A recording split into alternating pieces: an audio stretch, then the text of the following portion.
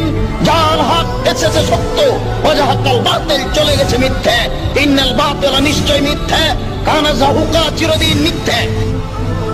আমার প্রশ্নটা ডক্টর জাকির নায়েকের কাছে। আসসালামু আলাইকুম।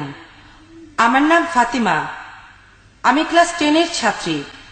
আমার ক্লাসমেট একটা মেয়ে, সে হলো কাদিয়ানি। কাদিয়ানিদের কথা অনুযায়ী তারাই সত্যিকারের মুসলিম, আর আমরা যারা বিশ্বাস করি যে মুহাম্মদ সাল্লাল্লাহু আলাইহি সাল্লাম আল্লাহর শেষ রাসূল, তারা সবাই হলো কাফের। তারা পবিত্র কোরআনের সূরা আহজাবের 40 নম্বর আয়াতের রেফারেন্স দিয়ে যুক্তি দেখায় যে নবীজি মুহাম্মদ সাল্লাল্লাহু আলাইহি সাল্লাম নাকি সর্বশেষ রাসূল নন। তারা বলে যে মুহাম্মদ সাল্লাল্লাহু আলাইহি সাল্লাম হলেন আসমানি কিতাব পাওয়া সর্বশেষ নবী, কিন্তু আসমানি কিতাব ছাড়া অনেক রাসূল আসতে পারে, আমাদেরকেও নাকি এটা বিশ্বাস করতে হবে। সে যে ভুল বলছে সেটা কিভাবে প্রমাণ করব? এটার উত্তরটা অনেক বড় হবে। এই প্রশ্নটা আসলে আজকের টপিকের বাইরে, তবে সবাই বোধহয় এটার উত্তর শুনতে আগ্রহী। কি বলবো? দর্শকরা চাচ্ছেন আমি এটার উত্তর দেই। বোন, আপনি কাদিয়ানীদের সম্পর্কে প্রশ্ন করলেন। সূরা আহজাবের 40 নম্বর আয়াতে বলা হয়েছে, মা কানা মুহাম্মাদুন আবা আহাদিম মিন রিজালিকুম ওয়ালাকিন রাসূলুল্লাহ ওয়া খাতামুন নবিয়্যিন ওয়া কানা আল্লাহু বিকুল্লি শাইইন আলিমা। যার অর্থ মুহাম্মদ সাল্লাল্লাহু আলাইহি সাল্লাম তোমাদের মধ্যে কোনো পুরুষের পিতা নন, বরং তিনি আল্লাহ তাআলার একজন প্রেরিত রাসূল এবং তিনি খাতিমুন নবিয়্যিন, তিনি হলেন শেষ নবী। নিশ্চয়ই আল্লাহ সকল বিষয়ে জানেন।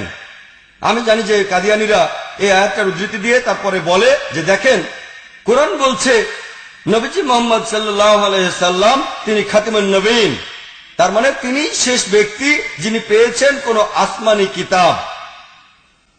তিনি হলেন শেষ নবী যিনি ওহী পেয়েছেন, তবে আসমানি কিতাব পাবেন না এমন শেষ পয়গম্বর তিনি নন। ব্যাপারটা বিভ্রান্তিকর। কাদিয়ানীরা যেটা বলে যে নবী হলেন সেই ব্যক্তি যিনি আল্লাহর ওহী পেয়েছেন, যিনি আসমানি কিতাব পেয়েছেন, আর রাসূল হলেন সেই ব্যক্তি যিনি কোনো ওহী পাননি।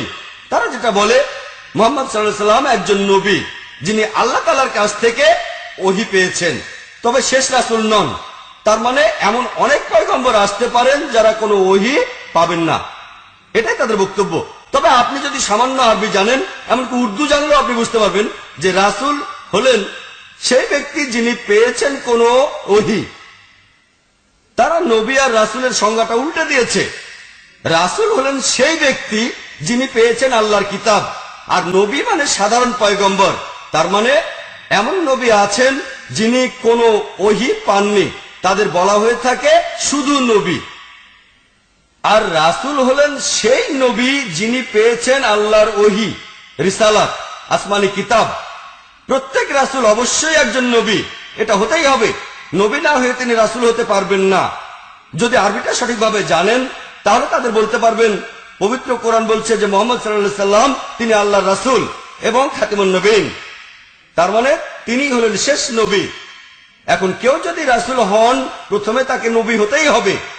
যেমন ধরেন আপনাকে ক্লাস 8-এর পরীক্ষায় পাশ করতে হবে, ফাইনাল পরীক্ষায়।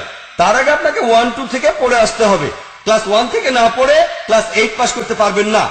আমি যদি বলি যে এখন থেকে কেউ ক্লাস 1 পাশ করবে না, এর মানেটা দাঁড়ায় আপনি 8ও পাশ করতে পারবেন না। তাহলে কোরআন বলছে মুহাম্মদ সাল্লাল্লাহু আলাইহি সাল্লাম হলেন খাতিমুন নবিয়্যিন, তিনি হলেন শেষ নবী। এটার অর্থ আসলে দুটোই। তিনি যদি শেষ নবী হন, খাতিমুন নবিয়্যিন, তার মানে তিনি শেষ রাসূলও। রাসূল মানে সেই ব্যক্তি যিনি কোনো ওহী পেয়েছেন। তাহলে আমাদের নবীজি শেষ নবী, এছাড়াও তিনি শেষ রাসূল, শেষ নবী এবং শেষ রাসূল, আর তিনি শেষ প্রেরিত পুরুষ, দুটোই। যদি কেউ এটা না মানে সে তাহলে মুসলিম না, সে তাহলে সূরা আহজাবের 40 নম্বর আয়াতের বিরুদ্ধে যাচ্ছে।